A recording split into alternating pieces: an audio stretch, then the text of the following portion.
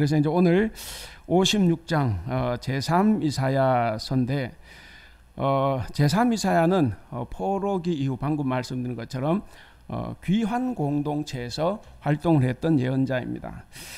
그 제2 이사야는 이제 돌아갈 거다. 그래서 꿈을 안고 온갖 역경을 겪으면서도 하나님께서는 때가 되면 우리를 고국으로 다시 돌아가게 할 것이다 라는 그런 희망을 선포했습니다.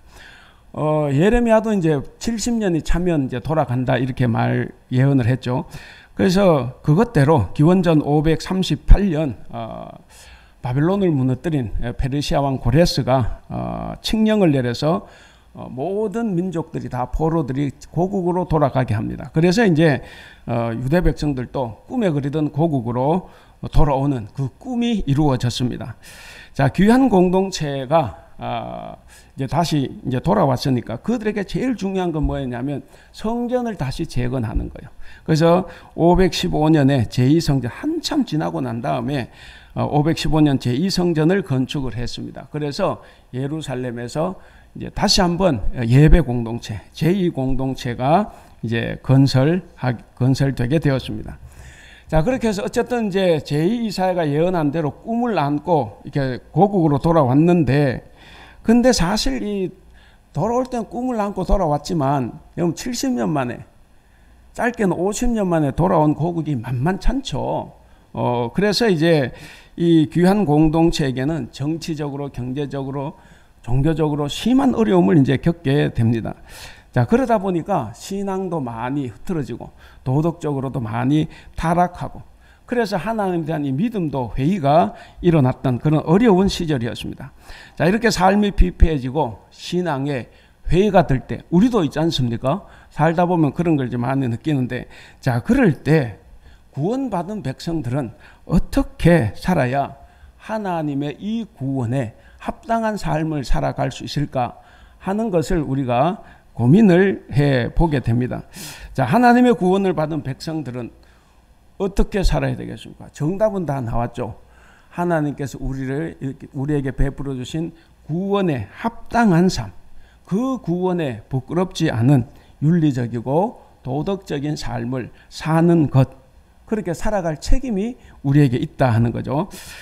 자, 오늘 이제 제3 이사야 첫 부분이죠. 56장. 제3 이사야에 나오는 이 첫 번째 말씀, 바벨론 포로지에서 돌아온 귀한민들에게 하나님께서 들려준 첫 번째 말씀 뭡니까? 우리 한번 읽어볼까요? 56장 1절 시작. 여호와께서 이와 같이 말씀하시기를 너희는 정의를 지키며 의를 행하라. 이는 나의 구원이 가까이 왔고 나의 공의가 나타날 것임이라 하셨도다. 자, 여기 이제 1절이 말하는 것은 뭐냐면 인간이 실천해야 되는 것이 거기에 정의와 의, 쉽게 말하면 정의와 공정, 정의와 공평, 이것을 실천해야 할 의무가 있다 이렇게 이야기를 합니다. 그러니까 제3 이사야서의 핵심입니다.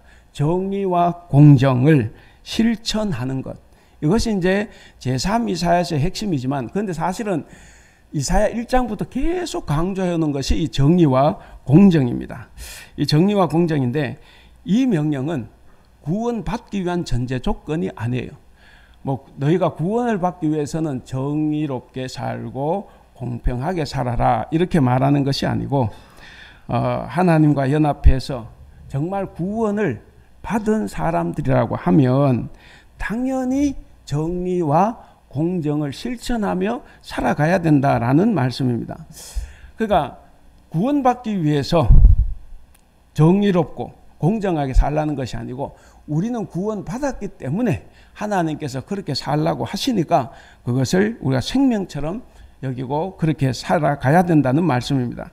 하나님을 경외하고 섬기면서 하나님의 백성으로서 요구되는 올바른 관계를 우리가 맺으며 살아가야 되는 삶의 모습, 그것이 정의와 공정입니다. 그러니까 이스라엘 백성들에게 하나님께서 끊임없이 정의와 공정을 실천하라 그랬습니다. 그런데 이 정의와 공정을 실천하지 않아서 하나님께서는 정의와 공정으로 이스라엘을 심판하신 거예요.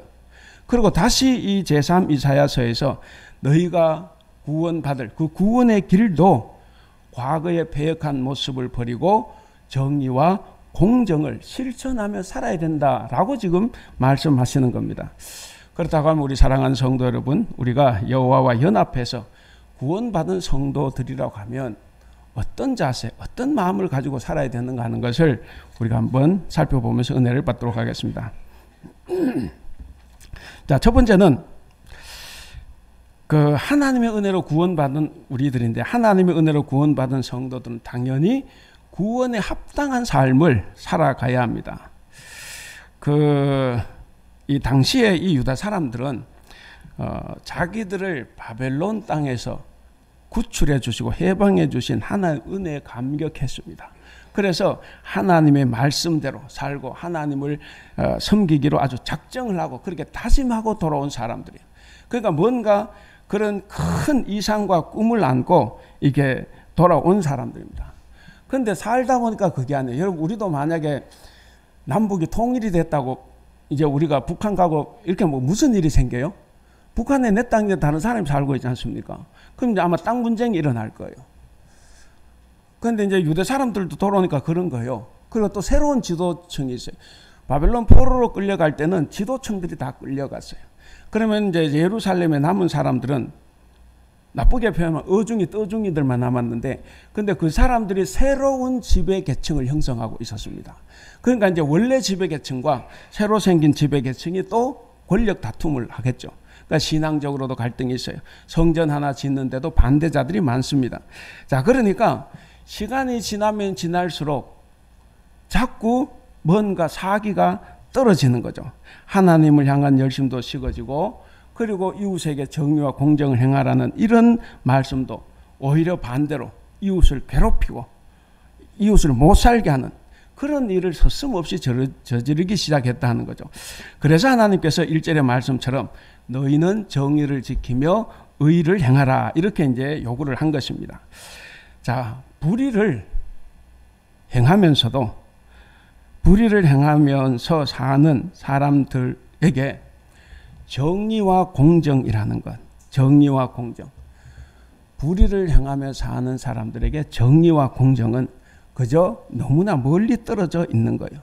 정의와 공정이 자기들하고 아무 상관이 없는 것처럼 보여요. 우리도 말씀을 생각하지 않고 내 멋대로 살다가 보면 하나님의 말씀을 듣고 그대로 산다고 해도 사실 하나님의 말씀 멀리 떨어져 있는 거죠. 그러니까 이 사람들에게도 마찬가지였습니다. 그래서 그들은 빛을 바라고 공정을 바라고 구원을 바랐지만 모든 게 다 자기와 멀리 떨어져 있을 뿐입니다. 정의와 공정을 실천하지 않는 사람들에게서 하나님의 정의와 공정은 절대로 이루어지지 않습니다. 하나님은 일하실 때 하나님 아무리 능력이 많아도 당신 혼자 일하지 않아요. 사람을 통해서 일합니다. 그래서 우리가 정의와 공정을 실천하지 않으면 하나님의 정의와 공정은 이 땅에 이루어지지 않습니다. 우리가 빛을 원한다고 하면서 동굴에만 있으면 어떻게 됩니까? 우리가 정의를 원한다고 하면서 교회만 나오면 정의롭게 살자, 하나님 뜻대로 살아야 된다, 하나님이 나와 함께 하신다, 그렇게 이야기하면서 밖에 나가서는 불의 가운데 있어요.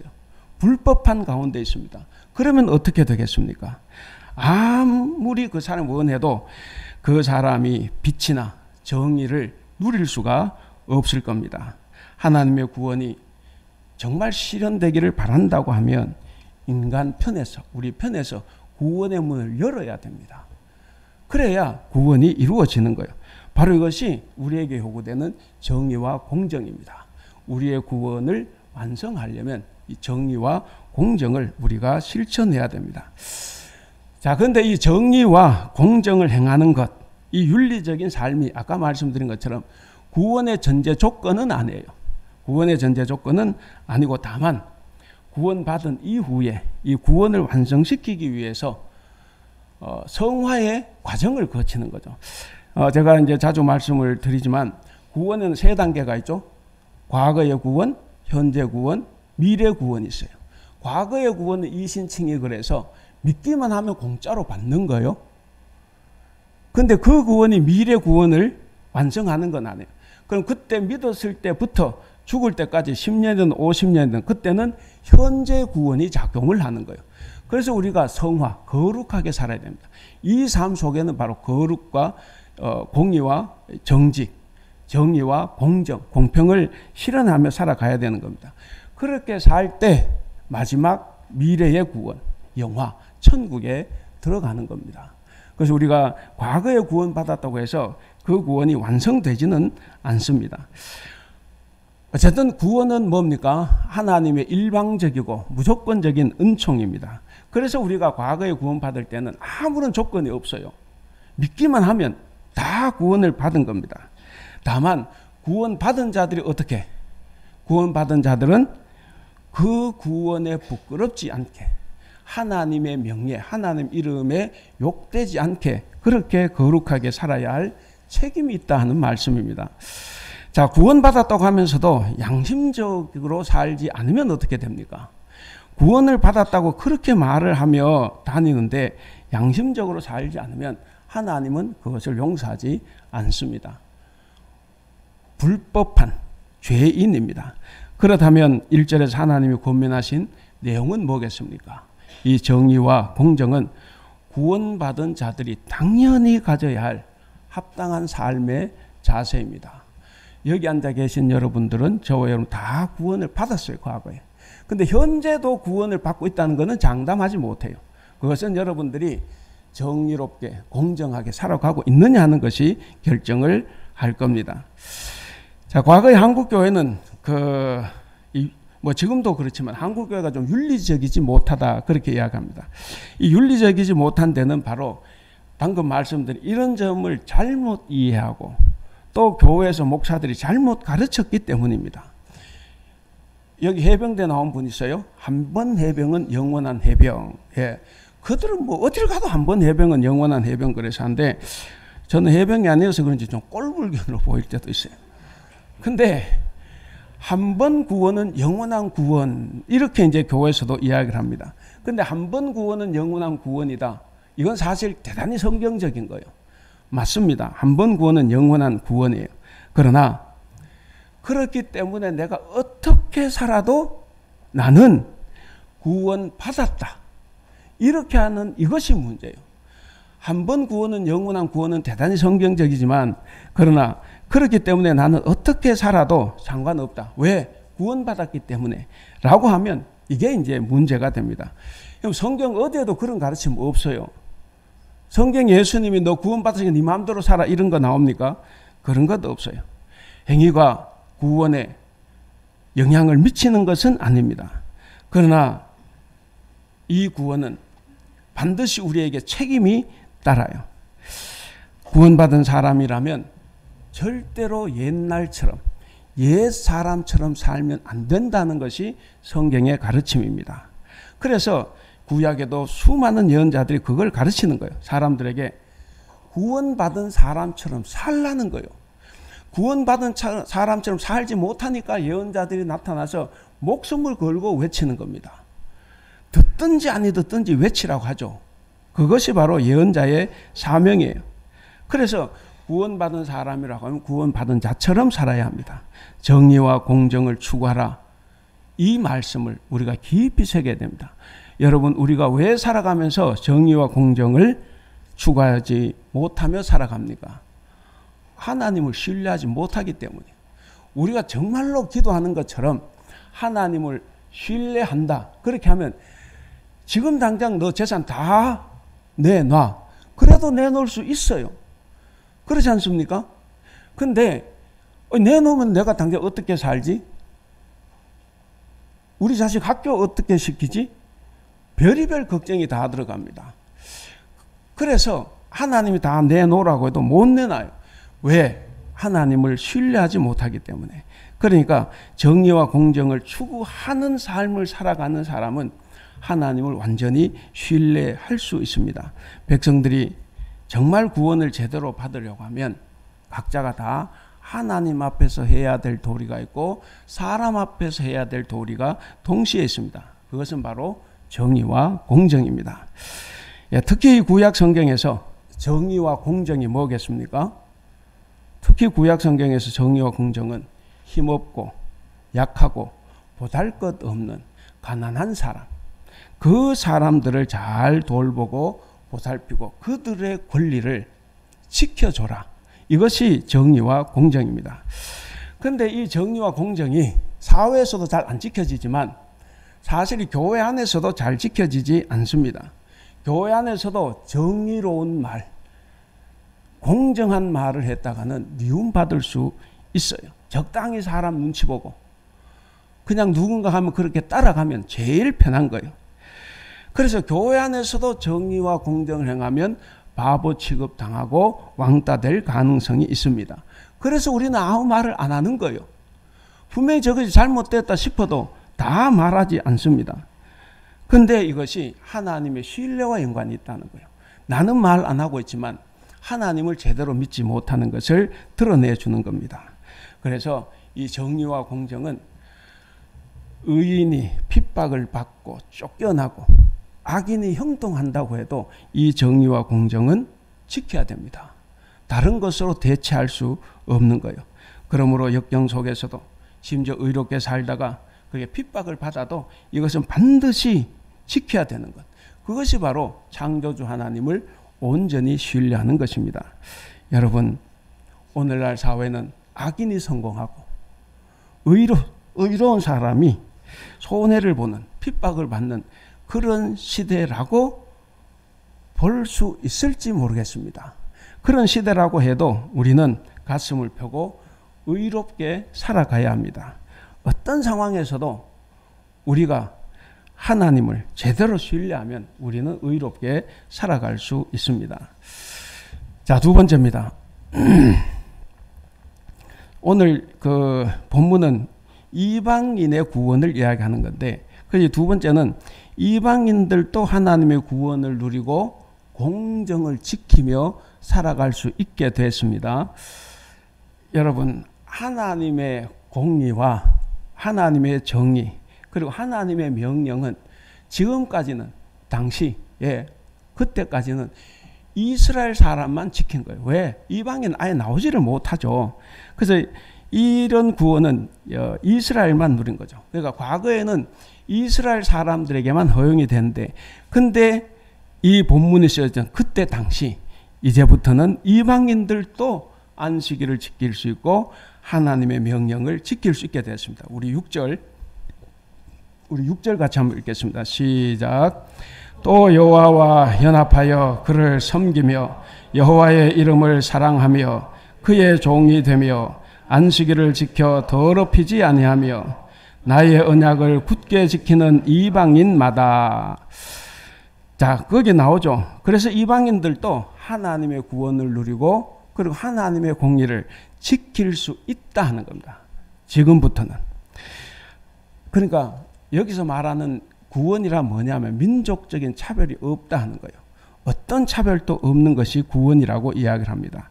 그래서 하나님을 섬기는 사람이라고 하면 그가 어떤 사람, 어떤 민족이든지 관계없이 다 구원을 받는다라는 말씀입니다. 자, 그럼 거기 6절에 보시면 그 이방인들은 어떤 사람입니까? 한번 보시면 네 가지로. 첫째는 여호와께 연합한 사람 그랬어요. 그러니까 이제 소위 유대교로 개종했다 이거죠. 하나를 믿는 믿음을 개종을 했다는 것이고, 둘째는 여호와를 섬긴다 그랬습니다. 그러니까 하나님을 예배한다 이 말이에요. 셋째는 여호와 이름을 사랑한다 그랬죠. 그러니까 예배를 뛰어넘어서 여호와 하나님을 깊이 사랑한다 하는 거예요. 네 번째는 여호와의 종이 됐다 하는 거죠. 그래서 그들이 여호와의 종이 되었기 때문에 안식일을 지킬 수 있게 되었고, 그리고 여호와의 언약을 지킬 수 있게 됐다 하는 겁니다. 그러니까 이 이방인이 성전에 출입할 수 있는 이 출입 조건이 사실 좀 까다로워요. 굉장히 엄격하고 높았습니다. 그러니까 요 6절을 요약하면 그런 거예요. 1절과 6절을 요약하면 일단 이방인들이 여호와의 성전에 들어오려고 하면 하나님의 뜻을 이행하고 정의와 공정을 행하고 그리고 언약을 지키고 안식일을 지키는 사람, 그런 헌신이 있어야만 성전을 출입할 수 있다 하는 거죠. 자, 그런데 이 하나님 여호와를 사랑하고 공의를 행하는 자들이 이방인에게도 이제는 허락이 되었다는 건데, 우리 7절 말씀, 같은 말씀인데 7절 한번 읽어보겠습니다. 시작. 내가 곧 그들의 성산으로 인도하여 기도하는 내 집에서 그들을 기쁘게 할 것이며, 거기까지. 예. 자, 거기 보면 성전 출입, 나의 성산으로, 거룩한 산, 그러니까 성전으로 인도한다는 건데, 이 성전 출입은 아까 말씀드린 것처럼 그래서 이방인들과 유대인들 간의 차별이 없다 하는 겁니다. 그래서 이제 새롭게 다시 재건하는 예루살렘 성전에서도 이젠 이스라엘 사람들만 예배하고 기도하는 곳이 아니라 이방인들도 함께 예배하고 기도하고 교제할 수 있는 공간이 되었다 하는 겁니다. 그래서 지금부터는 성전이 만민이 기도하는 집, 만민이 예배하는 집이 되었다 하는 겁니다. 여러분 거기 기도하는 7절에 보면, 우리 7절 우리 안 읽었던 부분 또 읽어볼까요? 그들의 번제와, 시작. 그들의 번제와 희생을 나의 제단에서 기꺼이 받게 되리니 이는 내 집은 만민이 기도하는 집이라 일컬음이 될 것임이라. 자, 거기 보니까 7절에 기도하는 내 집, 방금 읽은 내 집은 만민이 기도하는 집, 이런 말인데 이건 뭐냐면 성전 기능이 이제 바뀌었다는 거예요. 그전까지는 유대인들만 제사 지낼 때만 쓰는 거예요. 근데 이제부터는 이방인도 들어오고 이젠 제사가 아니라 기도하는 집, 예배하는 집으로 바뀌었다 하는 겁니다.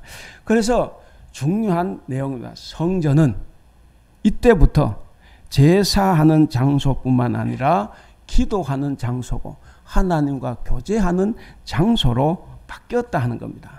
그래서 이 말은 이방인에게도 구원이 활짝 열렸다 하는 거예요. 우린 이방인이에요? 아니에요? 우리 이방인이죠. 그러니까 이때 이방인에게 열렸기 때문에 우리가 지금 이 자리에 있는 겁니다. 이때 이방인에게 열리지 않았으면 지금도 유대인들만 그들의 하나님의 백성이 되는 거예요. 근데 지금 저와 여러분이 바로 이때 열렸기 때문에 우리가 지금 이 자리에 있는 겁니다. 그래서 유대인을 제외한 모든 사람들이 다 이방인들입니다. 이렇게 해서 우리도 주님의 백성이 되어서 지금 이 자리에 나올 수 있게 된 겁니다. 그래서 오늘 말씀의 종점, 종착역은 어디냐? 바로 이방인이었던 우리들입니다. 우리들. 그래서 우리가 구원 백성이 된 겁니다. 하나님께서는 당신의 집에 우리를 다 초대해 주셨습니다. 그러므로 우리는 이제 주님의 구원받은 백성으로서 세상에서 정의를 행하고, 그리고 교회에서 성도들 간에 서로 차별하지 말고 선하게 살아갈 수 있기를 바랍니다. 자, 세 번째입니다. 마지막. 그러니까 이 교회는 예수 그리스도, 곧 여호와 하나님과 연합하는 자들이 모이는 집입니다. 그렇게 모이는 집이기 때문에 교회는 만민이 다 들어올 수 있어요. 만민이 다 들어올 수 있는데, 근데 아무나 들어오는 것은 아니라는 거죠. 자, 앞에서도 제가 말씀을 드렸는데 성전 출입의 요구 조건이 좀 까다로워요. 우리가 사실 신앙생활 하는 게 쉬운 게 아니에요. 우리는 뭐 믿으면 다 잘 살고 구원받는다 그러지만 천만에 그런 건 없어요. 신앙생활은 힘듭니다. 내 것을 포기하고 정의롭게 공정하게 공평하게 살아가는 것, 이거 쉬운 일이 아니에요. 그렇다고 하면 너무 힘든 겁니다. 그렇기 때문에 이 성전을 출입할 수 있는 것도 그래서 까다로운 거예요. 그러나 진정으로 하나님을 사랑하고 정의와 의를 행하는 자들은 다 환영을 받고 영접을 받고 용납을 받습니다. 우리 8절 같이 한번 읽어보겠습니다. 8절 시작. 이스라엘에 쫓겨난 자를 모으시는 주 여호와가 말하노니 내가 이미 모은 백성 외에 또 모아 그에게 속하게 하리라 하셨느니라. 예, 우리 하나님께서는 지금 있는 이방인들만 말고 계속해서 이방인 끌어 모으시겠다는 거예요. 어떤 사람들? 바로 그렇게 정의롭게 공정하게 사는 사람들. 자, 근데 이렇게 관대한 개방에 대해서 반대한 사람들도 많아요. 뭐 저는 안 가봐서 몰라요. 촌놈이라서. 근데 서울 강남에 부자들만 나오는 교회에 있으면 거기 거지가 나가면 좋아할까요? 안 좋아할까요? 혹시나 누가 이혼한 사람이 떡 들어오면 좋아할까요? 안 좋아할까요? 말은 우리가 차별을 사랑한다 그래요. 실제로 나와 다른 사람, 우리와 다른 사람이 들어오면 다 거부 반응을 일으킵니다. 그러니까 관대한 개방에 반대하는 사람들도 있어요. 그런 말도 있습니다. 그렇게 문을 넓게 여는 것은 네가 너무 순진하기 때문에 그래. 열어놔봐. 아무나 나오면 너 좋은가? 교회에 손해된다는 거죠. 악한 의도를 가진 자들이 들어오면 순진한 자들의 그 성품 장점을 이용해서 폭력을 행사하고 자기 이익을 추구함으로써 교회를 혼란케 할 운이야. 그런 생각들, 그런 말들도 합니다. 그러니까 이런 악한 세상에서, 그리고 이런 악한 자들이 있는 교회 안에서 활동하는 한 착한 성도는 상처를 받을 수밖에 없다고 역설을 합니다. 그래서 교회 문을 잠그고 그 문턱을 좀 높이자고 요구를 합니다. 그런데 여러분, 신약 시대는 물론이고 오늘날 현재 교회도 이런 동일한 논리들이 여전히 존재합니다. 그래서 아무에게나 참여할 수 있는 자격을 주는 것은 화를 부를 뿐이다. 그렇게 주장을 합니다. 사실 이런 주장이 부분적으로 맞아요. 그렇지 않습니까? 우리 몇 명 안 돼도 여기서도 말썽 많이 일어나죠. 그러니까 그래서 우리는 그런데 하나님은 나에게 오고 싶어하는 모든 사람들에게 장벽을 없애라는 거예요. 다 받아들이라는 겁니다. 거기에 따라서 생기는 피해는 그냥 너희들이 당해. 너희들이 입으라는 거예요. 하나님께서 도와주셔서 해결해 주실 수도 있지만 하나님이 해결 안 해주셔서 우리가 더 어려움을 당할 수도 있어요. 그럼에도 불구하고 하나님은 다 들어오게 합니다. 하나님께서 결국엔 다 당신께서 대가를 치를 줄은 압니다. 근데 하나님은 이렇게 정말 버림받은 사람들, 이런 사람들이 자기 백성이 되는 걸 원합니다. 예수님도 그래서 나는 가난한 자에게, 병든 자에게, 상처받은 자에게 왔다. 그렇게 말씀하시지 않습니까? 그래서 성전, 이 교회는 정말로 살아계시는 하나님을 진심으로 믿고 정의와 공정을 행하고자 한다면 이 교회는 만민이 기도하는 집으로 살아남을 수가 있습니다. 근데 우리가 여기서 또 기억해야 될 것이 있어요. 자, 그렇다고 해서 이 말이 누구나 다 들어와도 된다는 말은 절대로 아닙니다. 누구나 들어오는 것이 아니라 오직 하나님을 사랑하고 하나님을 섬기고 하나님의 뜻을 이행하는 것을 기뻐하면서 하나님을 진실로 찾는 자들, 그들에게만 입장을 허용하는 거예요. 자기들의 사리 사욕을 채우고 자기들의 리더십을 높이기 위해서 하나님을 이용한다거나 성도를 이용하는 자들은 여기에 못 들어옵니다. 그런 사람 다 없어져야 돼요. 바라기는 우리 타이베이 한국교회는 성도들의 신분이나 그리고 직분이 어떠하든지 간에 숨겨진 목적을 지닌 자들이 마음껏 뛰놀며 활보하는, 그래서 혼란을 부추기는 그런 교회가 안 되기를 바랍니다. 예수님께서 내 집은 만민이 기도하는 집이다, 이렇게 칭했습니다. 이 만민이 기도하는 집이라는 이 말씀을 하시기 전에 오늘 보면 500년 전에 먼저 나왔죠. 예수님이 말씀하시기 500년 전에 나온 말씀, 그 제3이사야가 이때 말씀을 한 겁니다. 그러니까 율법에는 분명히 이방인은 성전 출입 금지예요. 그건 지금도 바뀌지 않아요. 근데 율법은 그렇게 되어 있는데 포로 귀환민들, 주전 5세기 포로 후기 공동체들은 과감하게 이방인에게 문을 개방을 했습니다. 성경을 새롭게 해석을 한 거예요. 그래서 성경을 문자적으로 해석할 수 없다는 거예요. 새로운 시대를 맞아서 하나님 뜻을 잘 드러낼 수 있는 것으로 해석이 돼야 됩니다. 그래서 이방인에게 예루살렘 성전 문을 활짝 열고 그들을 영접했습니다. 여러분, 우리가 성전의 글자도 중요하지만 진정한 하나님 뜻이 무엇이냐, 이걸 살피고 선택을 해야 됩니다. 우리도 교회에 내규가 있어요. 뭔가 규정이 있어요. 그 규정에 목숨을 걸어서 정작 하나님의 마음을 다 잃어버릴 수 있어요. 그리고 사람들은 자기가 필요하면 지키자, 필요 없으면 안 지키자, 이렇게 이야기를 하는데 우리는 다 회개해야 될 부분입니다.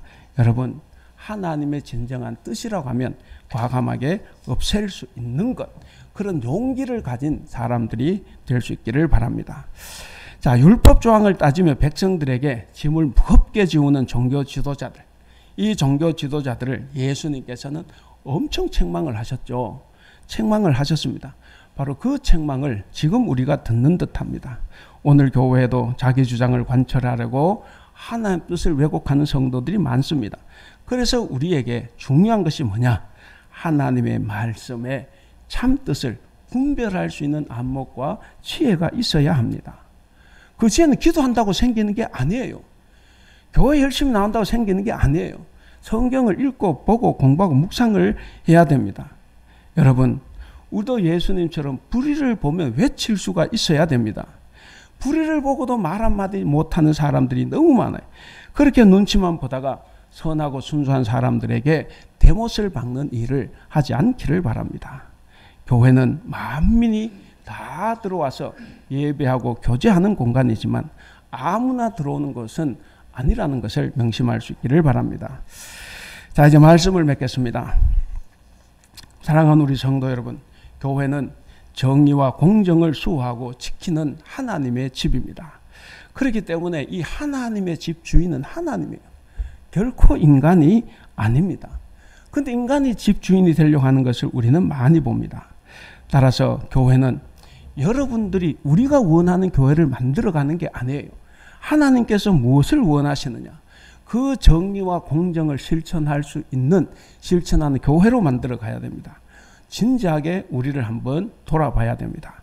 여기 장로님들이 계세요. 내가 장로로서 지금 하나님의 집을 만들어 가고 있는지, 아니면 장로의 집을 만들어 가고 있는지 봐야 됩니다. 내가 안수집사예요.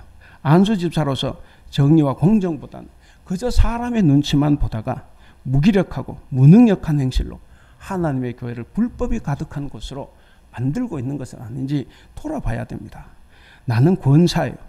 권사로서 흔들리는 갈대처럼 아무 생각도 아무 비전도 없이 그저 자기 좋은 대로 자기 안 일만 찾아서 왔다 갔다 하는 자기들의 쉼터를 만들고 있는 것은 아닌지 돌아봐야 됩니다. 오늘 설교 제목 뭡니까? 같이 한번 읽어보겠습니다. 시작. 그리스도인 여호와 연합한 사람. 사랑하는 우리 대북교회 성도 여러분, 오늘 1절 말씀에 정의를 지키며 의를 행하라 하신 이 말씀, 정의와 공정을 행하라고 하는 이 말씀을 오늘 우리에게 주시는 말씀으로 받아들여야 합니다. 그래서 이 불의한 세상, 그리고 인간의 생각으로 가득 채워진 우리 교회 한가운데서 정말 하나님의 정의와 공정을 제대로 실천할 수 있기를 바랍니다.